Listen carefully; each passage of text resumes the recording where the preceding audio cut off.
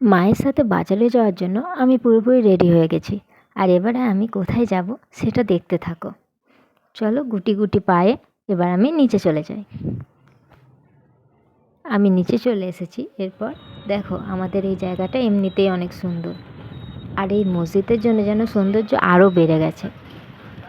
এরপর একটা দোকান, যেখানে আমি একটা খুব কিউট জিনিস আমার চোখে পড়েছিল, আর আমি সেটা নিয়েও চলে এসেছিলাম, কিন্তু সেটা কি সেটা আমি লাস্টে দেখাবো। যখনই কোথাও থেকে বাড়ি আসি এই হাতিগুলো আমার চোখে পড়ে, আর এইগুলোর ভিডিও করে আজকে তোমাদের দেখালাম।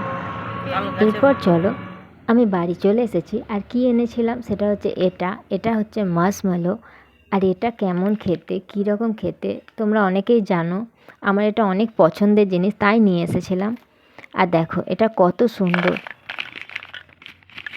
অনেক অনেক কিউট এগুলো দেখতে, আর এগুলো আমার খেতে অনেক ভালো লাগে। তোমরা কারা কারা এগুলো ভালোবাসো কমেন্ট করে জানিও। আর দেখো হাতে নিয়ে, এটা তো পুরোপুরি লাভ,